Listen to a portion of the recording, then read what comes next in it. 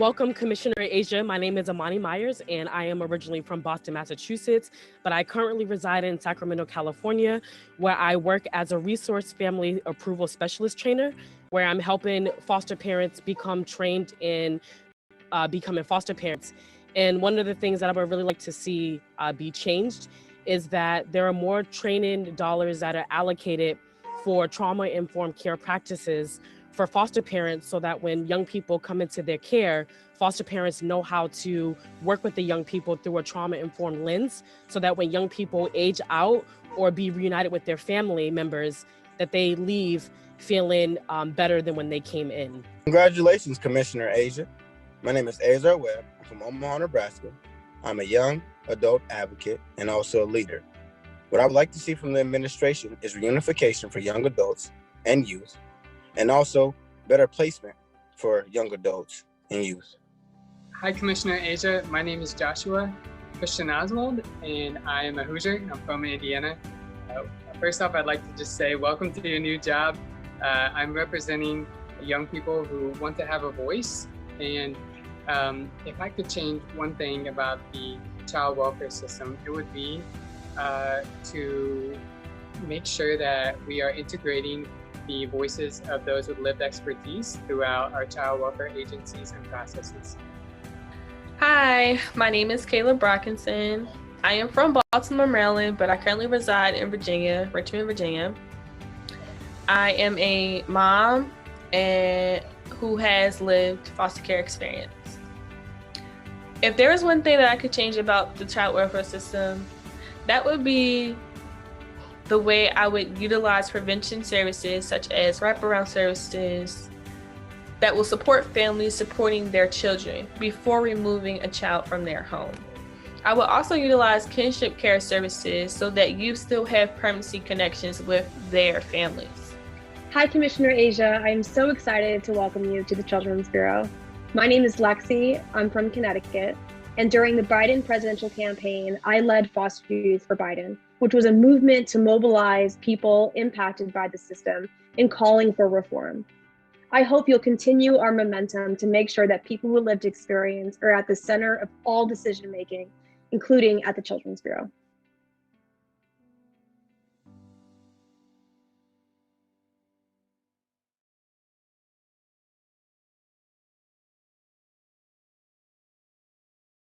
Hello everyone, my name is Sixto Canto and I am the founder and CEO of Think of Us.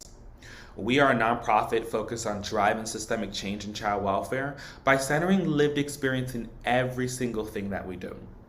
We do this from creating proximity, a bridge between young people, federal, state, and local decision makers, to taking on a series of projects that are tackling the hardest problems in child welfare, where we are co-designing with young people, with people in the system and the ecosystem, and even those outside the ecosystem who work on technology and big data and things of that nature, and the solution making. Today is very special because today is about continuing what we have all been working on for a whole year, which is our response to this pandemic. We know that young people have been disproportionately affected. We know that our families have been struggling. And so today, it is a great honor to be able to talk with two members of the Biden-Harris administration as they continue to form the initial priorities for child welfare. I want to take a moment to thank all of the organizations who have made today possible. The young people, organizations, our funders who have promoted this, we're thankful for them. But I also am just thankful for today because today's agenda, today's run of show, 80 organizations had access to it. Young people had access to it, and they were able to go ahead and provide comments and thoughts and ideas around what this should be. So today represents another moment where collectively we have been all able to contribute to what should be happening next. So with that being said, we're going to kick off this program with our national anthem, and we're going to have a lively discussion about what are some of these initial priorities of this administration. And what I'm hoping is that as each of you hear this, you are asking yourselves, how is it that you can mobilize? How is it that you can contribute to the solution making? How is it that you can push the boundary on making sure that our young people get what they need? Thank you, thank you, thank you so much for showing up today. It is the first step in solving some of these hard problems.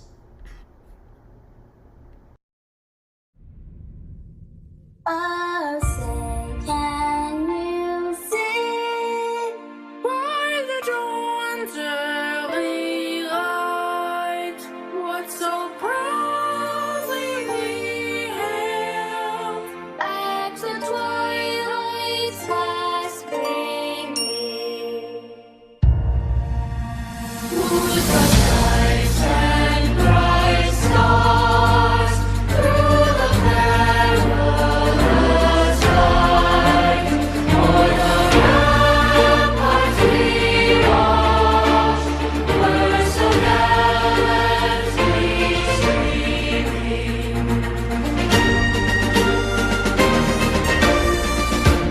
And the rockets red glare, the bombs bursting in air, gave proof through the night that our flag was still there.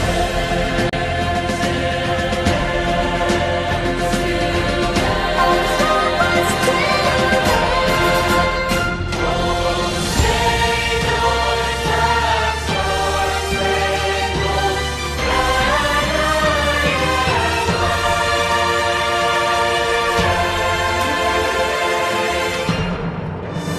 o'er the land of the free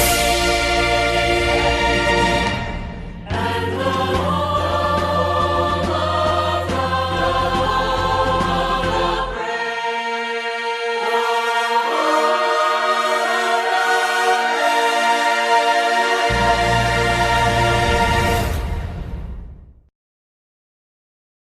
Civil rights activist James Weldon Johnson wrote Lift Their Voice and Sing as a poem, which was set to music by his brother John Roseman Johnson in 1899. The song is now known as the Black National Anthem in America. It is a protest, a hymn, and a prayer of profound significance for our people. We lift every voice and sing to express ourselves. We lift every voice to show that we have strength in numbers and we will not be silent. We lift every voice and sing to be lifted, liberated, and free. Freedom, the power to determine action without restraint. Freedom, the absence of or release from ties, obligations, or restrictions. Freedom, the ease or facility of movement or action. Freedom, frankness or boldness in manner or speech. Freedom, a political right. Until we are all free, none of us is free. Black lives matter. Black lives matter. Black lives matter.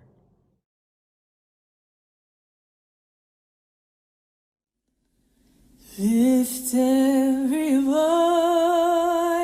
and sing till earth and heaven ring. Ring with the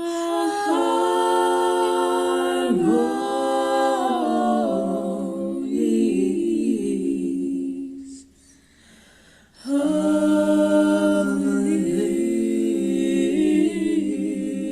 liberty. Let our rejoicing rise high as the listening skies. Let it resound loud as the rolling sea.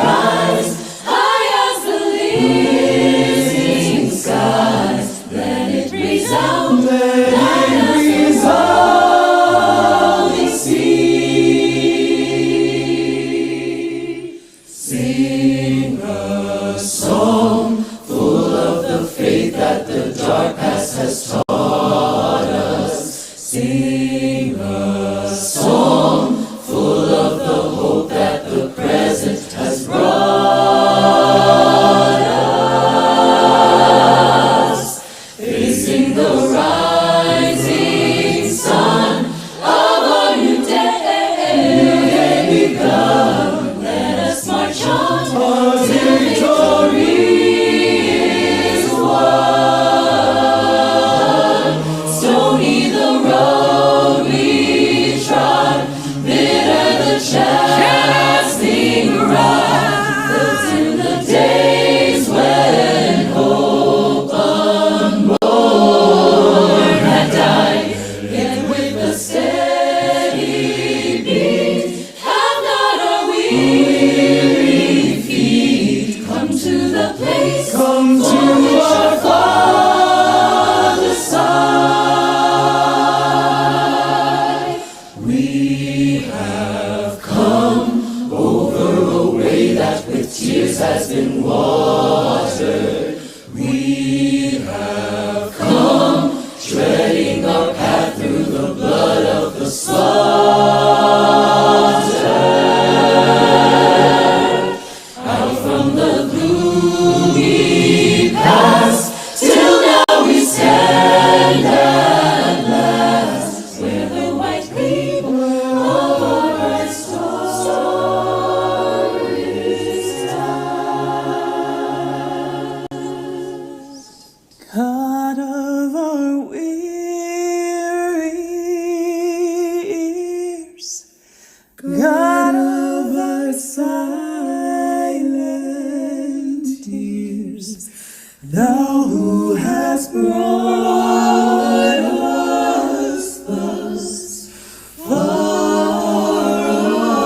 on the way, thou who hast by thy might Let us into the light. Keep us forever in the path we pray.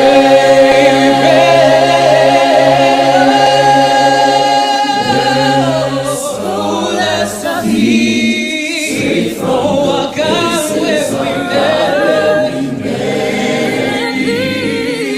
places of hearts drunk with the wine of the world, we forget thee. Shadow beneath thy hand, may we forever stand, true to our God, true to our native land.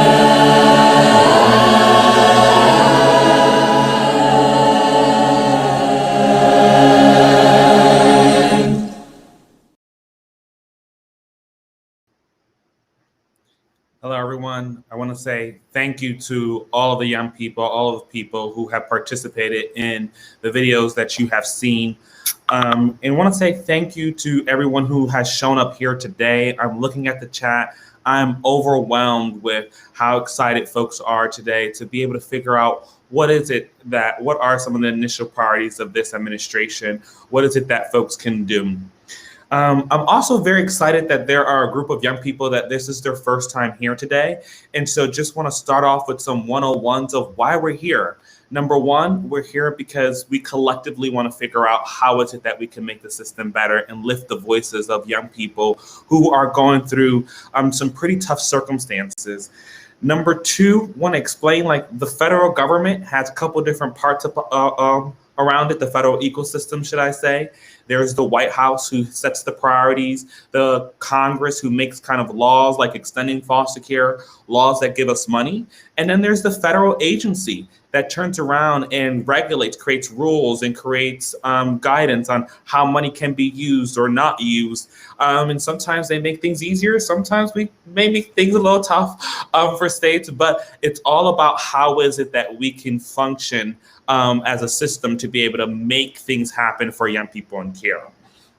I'm very excited to share with you kind of the voices of young people and what is it that they're going through. back in November of 2020, we put out an application that provided, with very little restrictions, an opportunity for young people to be able to apply for a chance to get awarded up to $1,000 in some cash assistance. And what we learned that day, what we learned there, I'm going to share what we've learned there, but I want to point out that we were overwhelmed by the response. We had 27,000 young people reach out for assistance. We were able to give about $50,000 in cash grants, and then we have asked, and then went to our partners and asked our partners to contribute. And right now they've committed up to almost $500,000 to go to young people. And so I want to honor the applications that young people did by sharing some of the things that they said that they needed. I'm excited that Congress has taken a bit of action by increasing some funding to be able to support young people, and as we work through that. So quickly, just want to share some things here.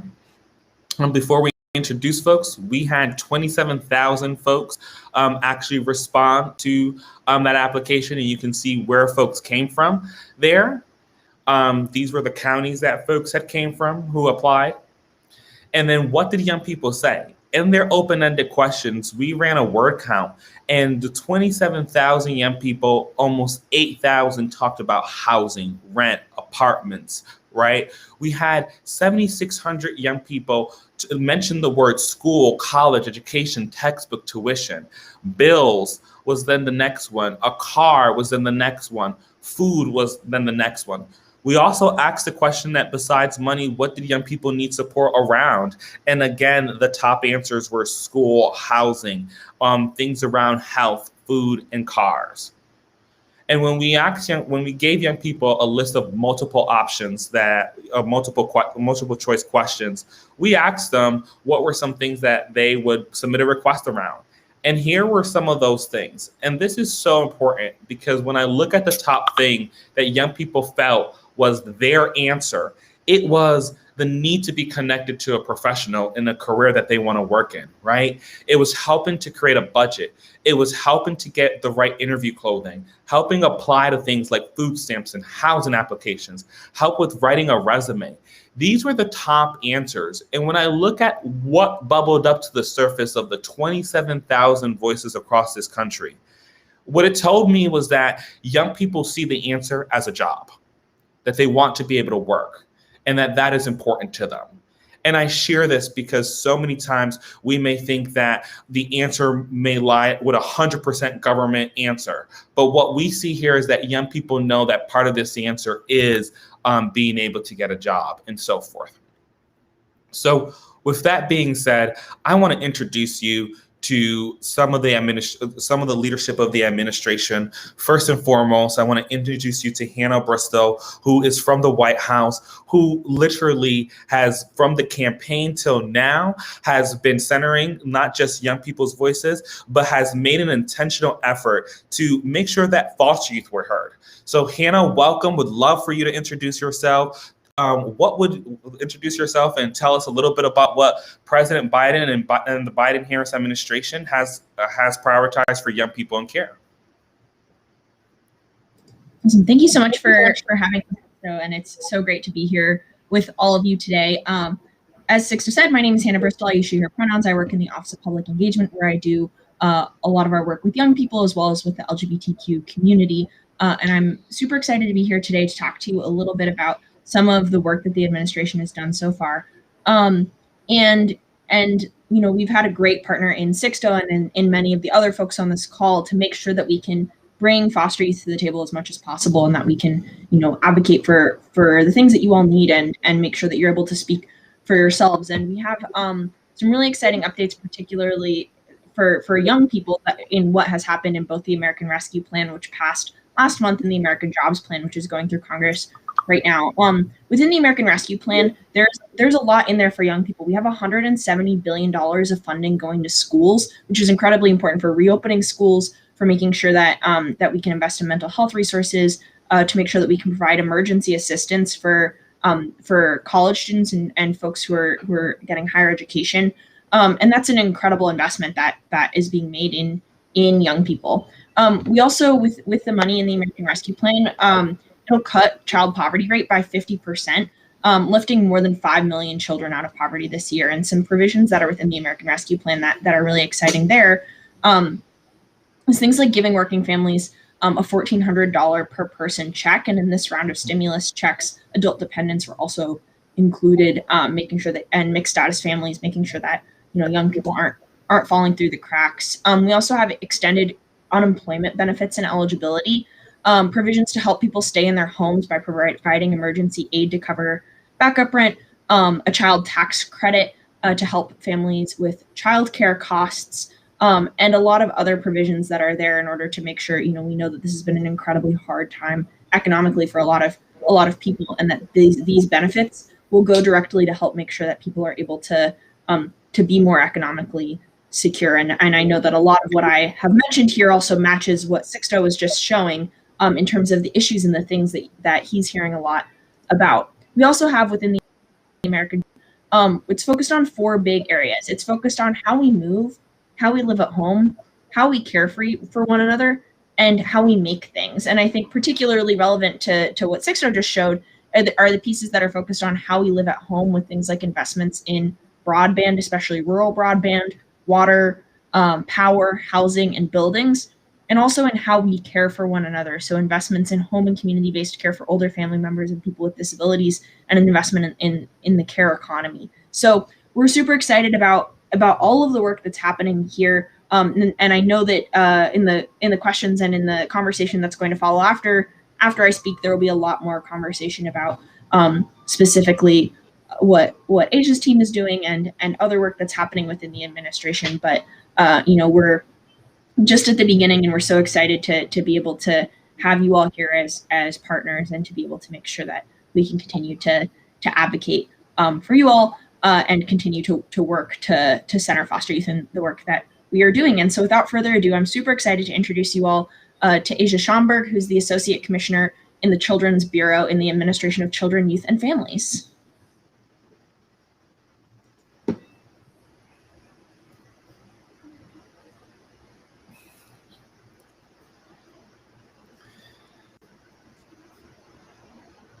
Welcome, Aysha. Want to provide some opening remarks here? Thank you so much for that warm welcome. My name is Aysha Schomburg, the new Associate Commissioner for the Children's Bureau.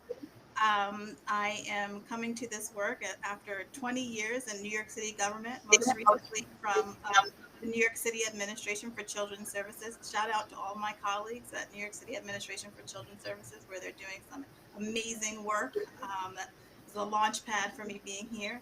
I'm just really excited to be here. I'm excited about this conversation. Thank you. So this next part, we're calling like table talk. So those of you who've been on social media, you know what a table talk is. It's about having authentic, real conversation. So I am going to ask a list of questions. These questions have been crowdsourced from young people, from organizations, from folks around the country who had ideas of what we wanted to talk about today. So the first thing that people were buzzing about when you were named as the Associate Commissioner was who are you, and wanted to know so much. So there are thousands. There's a couple. There looks like 1,000 or so folks are tuned in here, and so the first questions we have is that so many times we're asked to share our story, but now we'll ask you, what is your story?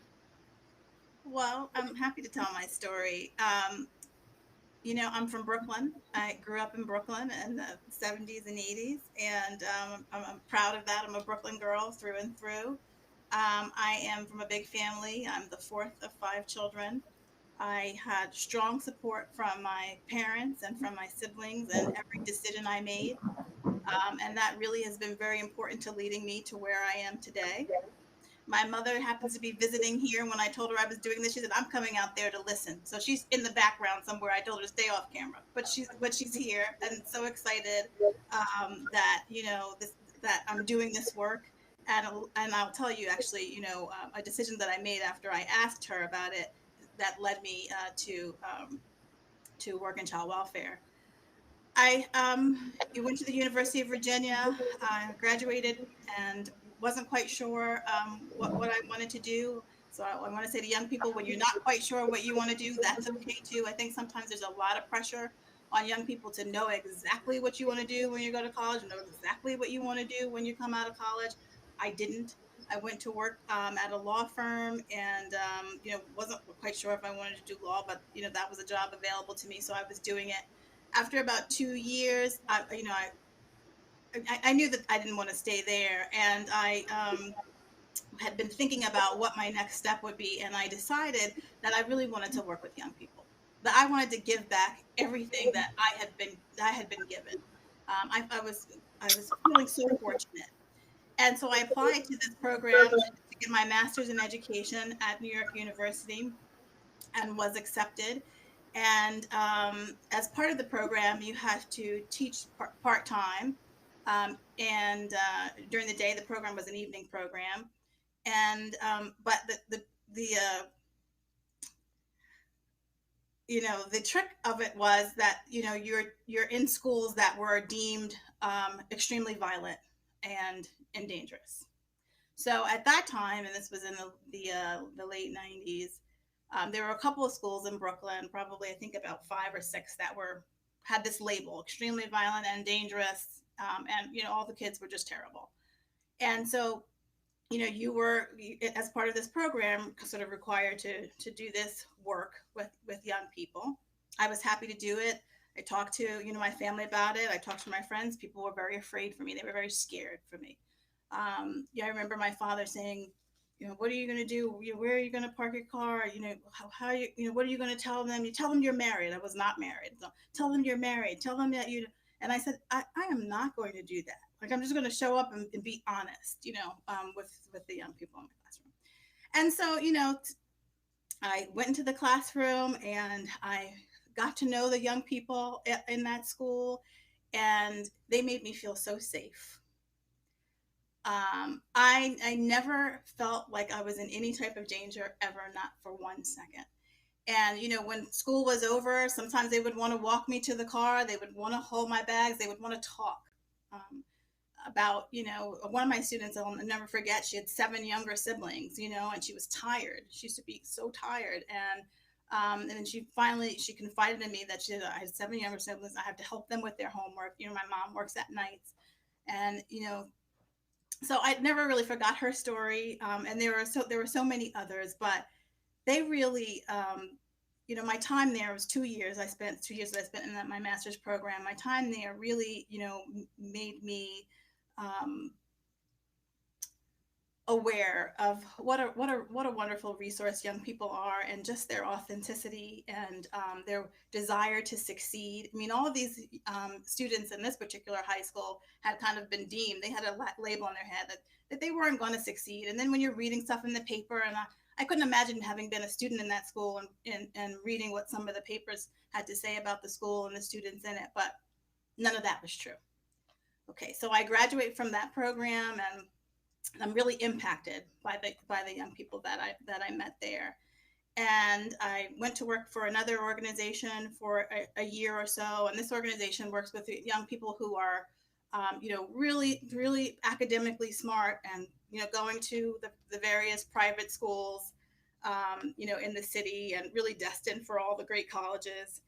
And I got an offer to work at New York City Children's Services as director of parent recruitment. And at that time, there were over 47,000 youth in New York City foster care. And so there was a lot of recruitment to be done, both for resource parents and adoptive parents and foster parents. And I actually remember having to make a decision, and I went to my mother and I said, do I go to New York City ACS and work with the families and the youth in foster care, or should I stay where I am? And my mother turned to me and she said, go where you're needed most. So I took the job. And that was in the year 2000. That launched my career into child welfare. I was director of parent recruitment for 4 years, 2000 to 2004. Then I was director of youth development initiatives, which at the New York City Administration of Children's Services at that time was the office that worked with young people who were aging out of care. So anybody from 14, 15 years old, once you've changed your goal and it's not adoption anymore, but it's aging out, to 25, 26, because even though in New York City young people age out at 21, at that time they would come in after they've aged out still needing help, and when we allowed them to, and we welcomed them to come back, and we didn't stop helping them at 21. We did what we could. So I had a conversation in my first couple of months in that job with a young person who she said she made a mistake. She was a child, a young teen, and she set something on fire, and she ended up in the juvenile justice system. And she said, I can't catch a break. And, they don't want me. I can't get into school. I can't get a job because this thing is following me. And we sat in my office. I remember it started to get dark. It was that late, and I couldn't help her. I mean, I didn't know how to help her. I wasn't a lawyer. I didn't understand how the court systems work. I said, we can try to write some letters and try to get you employed. But it was my conversation with that young person that led me to go to law school. And I ended up applying and going at night. So during the day, I was director of youth development initiatives, seeing young people aging out all day long. And when I say we had an open door policy, that was before there was a whole lot of security. So young people could go to this building, come up to the 20th floor. The security guard knew that young people were allowed back there. I could come back from a meeting and someone could be sitting in my office needing help. And I think that was really important. It was a really important environment at that time for the young people that we were connected to and working with. And so director of youth development initiatives, I graduate from law school, go to, get a job as New York City Council as the counsel to the Committee on Education, where I had oversight over the 1.1 million children just in New York City schools alone. And there I was working with elected officials and drafting legislation, really all about children in public schools, sometimes parochial schools, but mostly public schools, and doing what I could for families. Always working with advocates. It could be parent advocates. It could be youth advocates who were going to be impacted by any type of legislation we would pass. That was always number one, like to, get the feel from the community first before moving forward with anything. So I did that. I was then promoted to senior counsel and then deputy director of the Human Services Division. And in that role, I saw how all of the systems worked together, that the families that we might see in child welfare are also part of our public housing often, or maybe even our shelter housing. They're connected to public assistance. And so it wasn't, child welfare wasn't the responsibility, in my opinion, of one agency or one entity. It was the responsibility of the city and of all of the agencies should be thinking about it in a collaborative way. And ended up having dinner one night with my mentor at the time, now my former boss, and talking about the city, New York City. And I said, I'm eating my potatoes. Everyone has responsibility for, supporting youth and families. It's not just child welfare. We have to talk to, public housing. We have to make sure we're talking to the DOE, Department of Education. And so we had this really good conversation.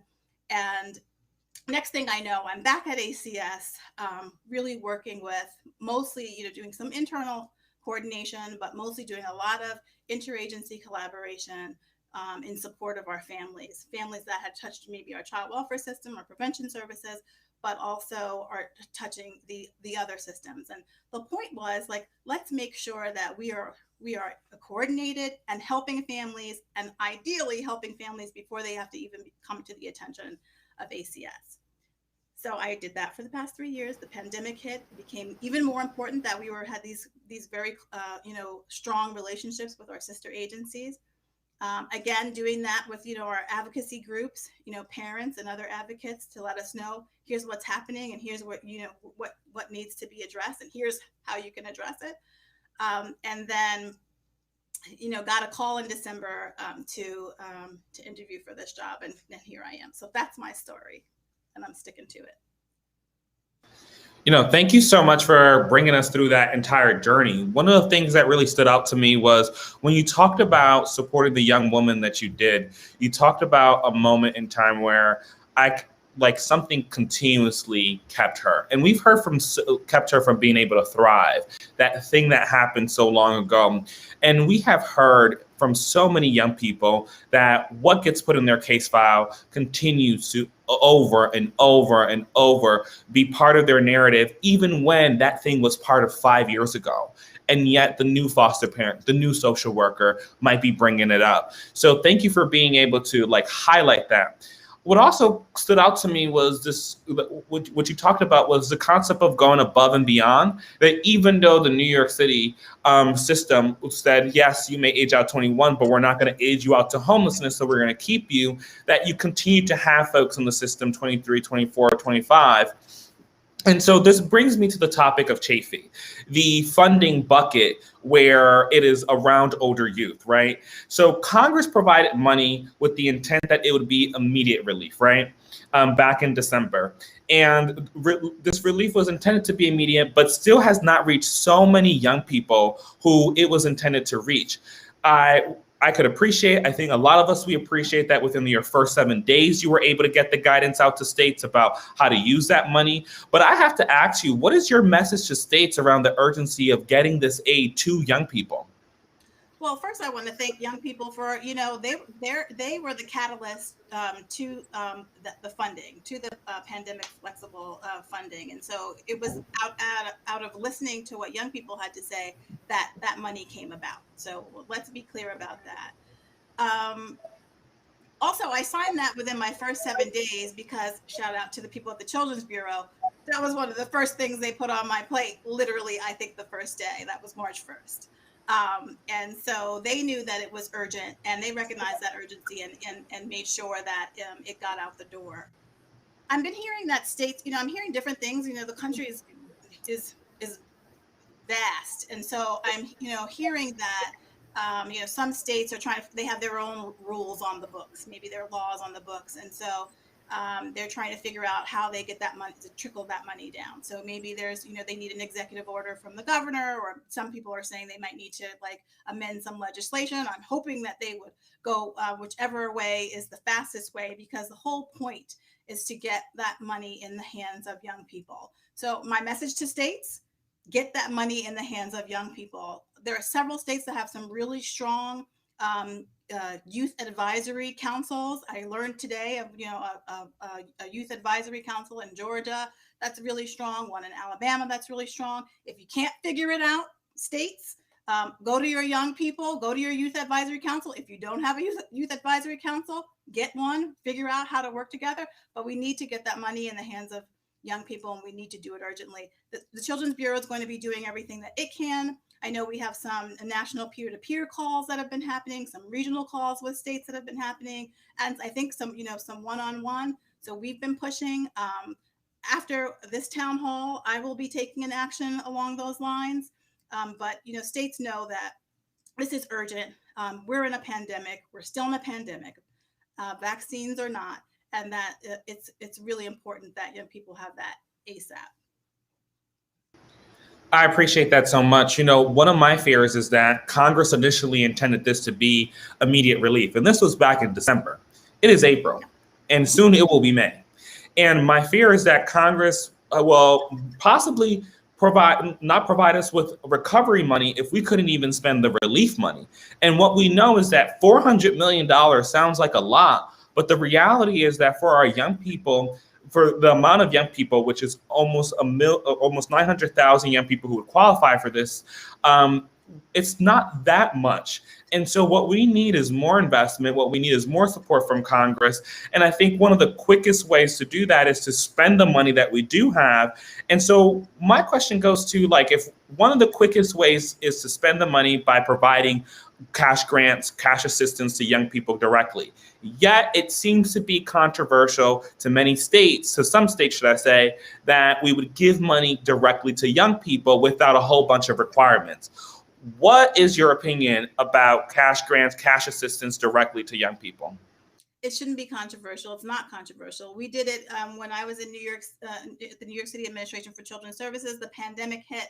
We worked with philanthropic organizations to raise money and to get cash in the hands of young people and families. We knew that's what they needed. We saw the food pantry line going around the corner. We heard from young people, wait, I have, maybe my lights are about to be out, or I need to make sure that I have my Wi-Fi. That's how I have to go to school. I have to make sure that bill is paid, my phone bill, or however I'm connected to the rest of the world now in this remote environment.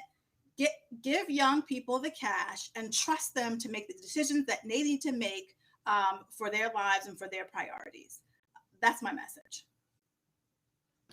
I want to thank you loud and clear for that. We know that young people need that cash assistance, and we also know that the need for services are there too.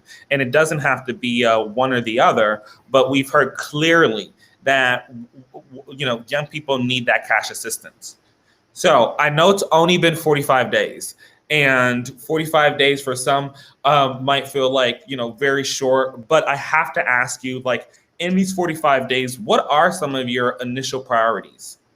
So I've made an announcement already that, my number one priority is going to be addressing, advancing the racial equity and support for underserved communities. This is aligned with the president's executive order.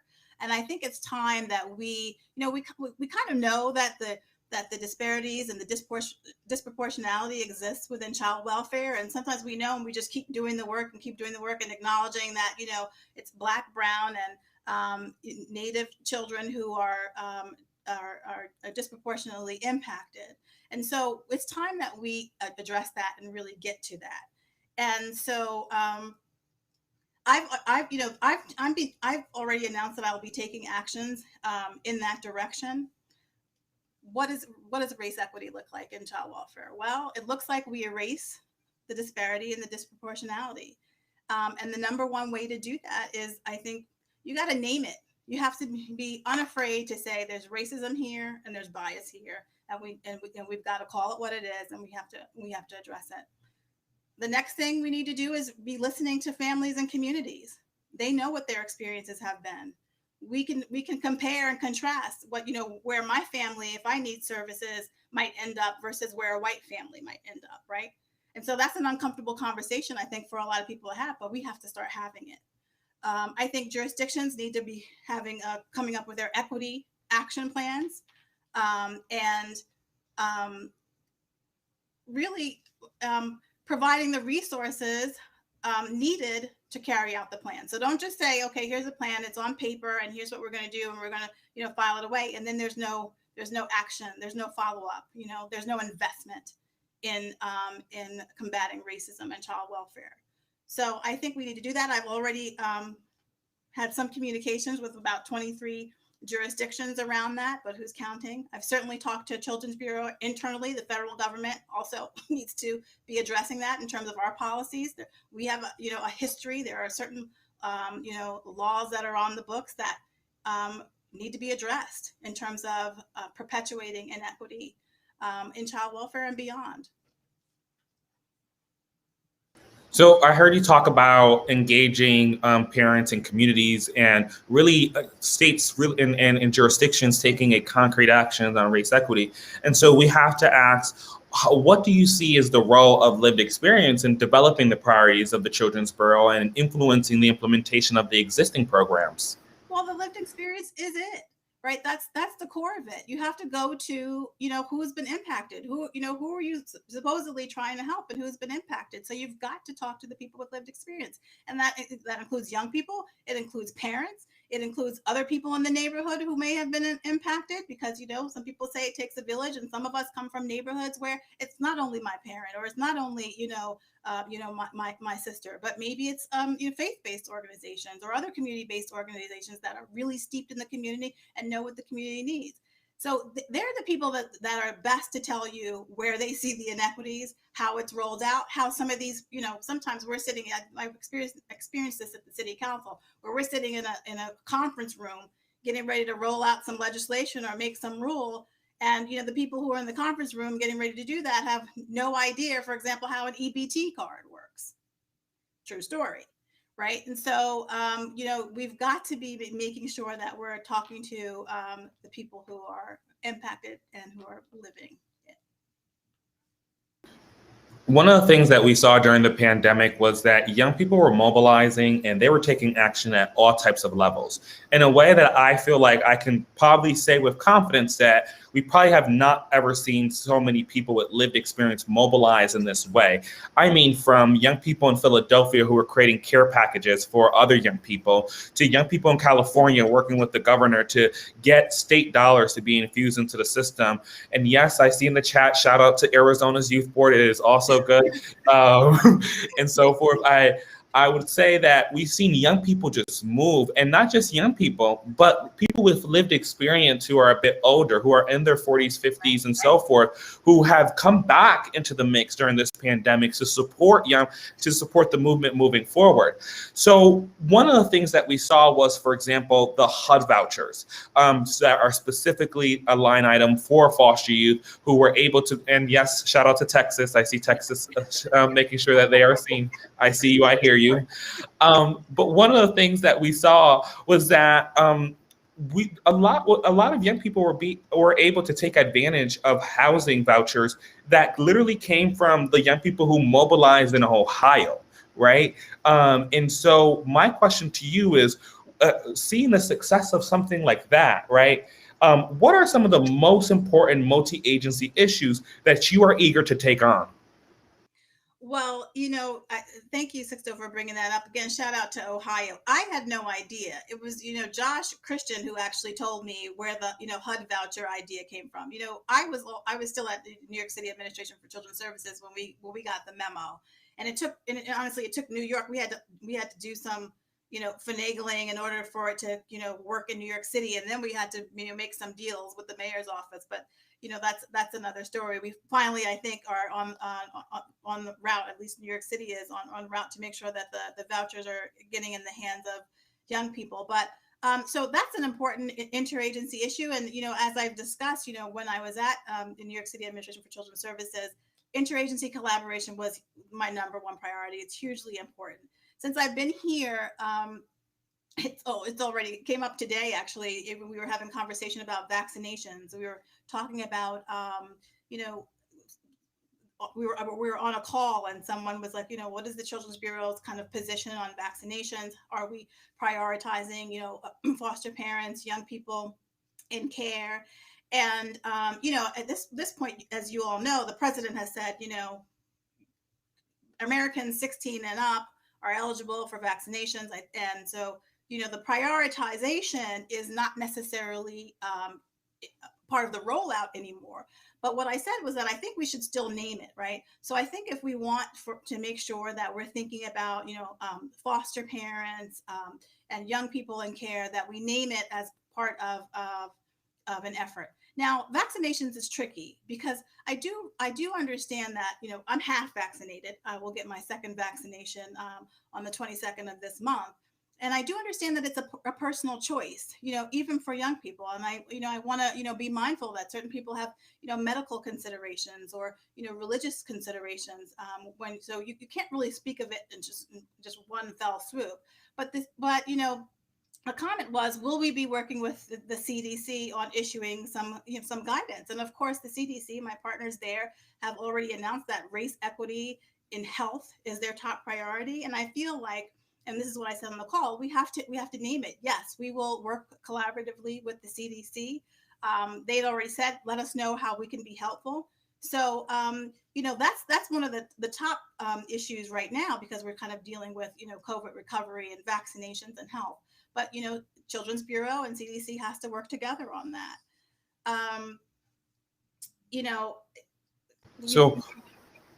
So we got a few more minutes here left. We're just about on time. And I want to make sure that I get this question in because it's so important. And my question here is what is it that you want everyone who's tuning in to know? Well, the first thing that I want them to know is that, I'm true to this work. So that's just about me. I'm true to this work. I'm listening to young people. I'm encouraging other people to listen to folks with lived experience. Again, I had a meeting the other night, the Tuesday night, I think it was, with the Birth Parent Advisory Council. Shout out to them if any of them are on the call. And so I'm available. I want to be accessible. I want to, I want to be hearing from you all. I've had several meetings for the past, couple of weeks with different organizations, with foster care youth and foster care alums. So that's really important to me. I want them to know also that this administration is different. We're in a place where I really feel strongly, and I wouldn't have taken this job if I didn't, that we are in a great position to make some change, to be transformative. And Sixer, you and I have talked about what transformation means, and I want to hear from young people about what would transform the system. I'd love to hear you talk about how young people mobilize during this pandemic, because the pandemic is going to force us to do things differently. And I'm excited about that. I want them to know that, this administration is also listening, and we are together prepared to do what we can to support young people in whatever ways that we can. Thank you, Commissioner. So as I'm looking in the chat, so many people have questions around Chafee and so many questions around, like, is there going to be a task force and so forth that is going to be looking at these? One of the things I'll say is that we've heard from many states that one of the big concerns that they have is being able to find the young people to give the assistance to, right? And so one of the things that at least Think of Us can commit to is running a national campaign to go ahead and collect the contact information of young people who want to access this help. And so we'll be sending out more information on that. But I want to be able to put a stake in the ground that this is going to take all the organizations moving. It's going to take individuals reposting on Facebook and shooting out the information that you are eligible for X support in your state. It is going to take organizations being willing to go through their records and call young people and say, hey, this is here for you. And so I want to, we'll be following up with more information on how young people, how states, how organizations can get involved on that front. I also want to talk a little bit about what we see as. I also want you to just name. Sorry, I want you to name, if you can name, Aysha, one concrete thing, one action that you're committed to in moving forward, so that we do move the needle on Chafee. So I'm committed. Listen, we've already talked about this. I mean, we internally have talked about this. I will be writing a letter. Actually, the letter is being written right now, and we'll be approving a letter hopefully by the COB tomorrow that will go out to states urging them to get this money out. What I'm hoping is this letter will probably go to the child welfare directors and maybe some others, but that will maybe help to move governors and whomever else to act. And so I think the letter will be carefully written, but I think it won't be confusing. I think it'll be pretty clear that there's urgency here and we need to act. Commissioner, I would like to thank you so much. I would like to thank our audience for tuning in. This has been an amazing, quick, and very fast hour. I can't believe we're at the hour already. My commitment is going to be this, that we will reach out to everyone who attended today. If you registered for this, we have your email, we have your contact information. We will go ahead and give you a follow-up to this video so that you can share it with others, give you a way to communicate more about what do you want to see from this administration. We're going to analyze those responses that you did in your registration and be able to shoot that back, and that's going to be delivered to the Children's Bureau and the White House. And I would like to end with something a little bit different and special. I'm going to show you a couple different art pieces that young people put together around their experiences in places like congregate care and so forth. And I ask that as we play some music in the background and you read some of these, whether it be an open mic, open poem, or some of the art that young people shared with us to share with you.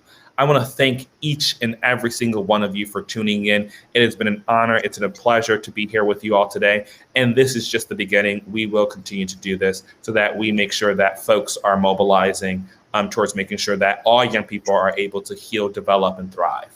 Thank you. Thank you, Sixer.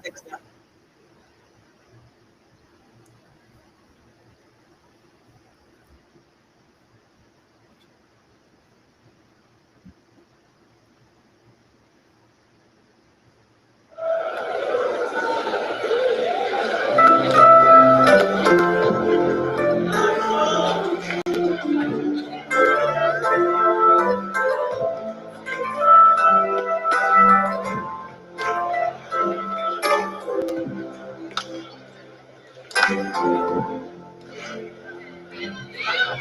higher you build your barriers, the taller I become. The farther you dig my rights away, the faster I will run. You can't deny me. You can't decide to turn your face away. No matter, 'cause there's something inside so strong. I know that I can make it. Though you're doing me wrong, so wrong. All that my pride was gone. What good? Something inside so strong. Oh, something inside so strong.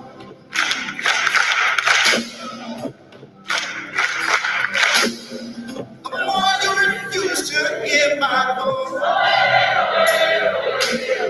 the louder I will sing. You hide behind walls of Jericho. The lies will come tumbling. Deny my place and time. You squander wealth that's mine.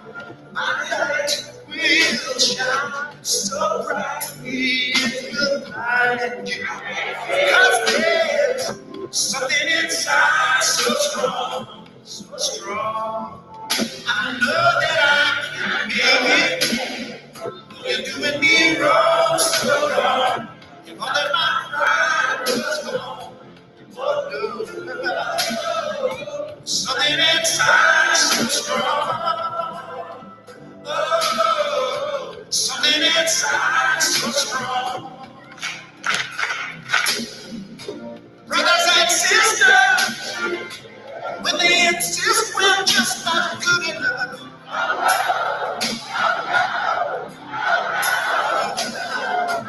But we know better. Just look them in the eyes and say, gonna do it anyway. Gonna do it anyway.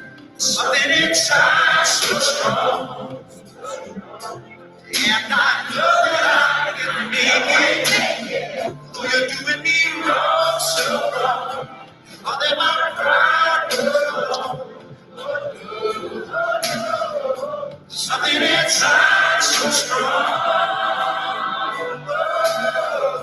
Something inside so strong.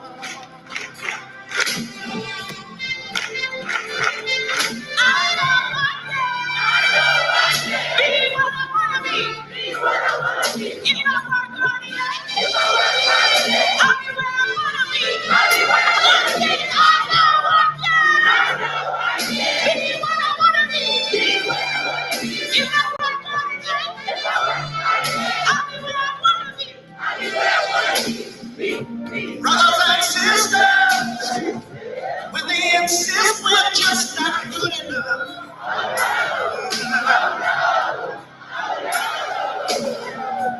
When we know better, just look them in the eyes and say, gonna do it anyway. Gonna do it anyway. Gonna do it anyway. Gonna do it anyway. Something inside so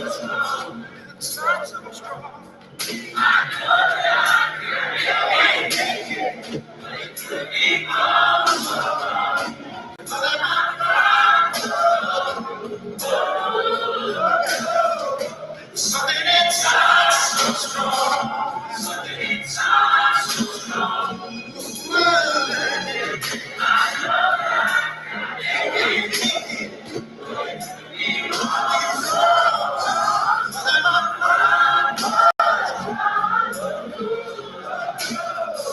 Something inside so strong.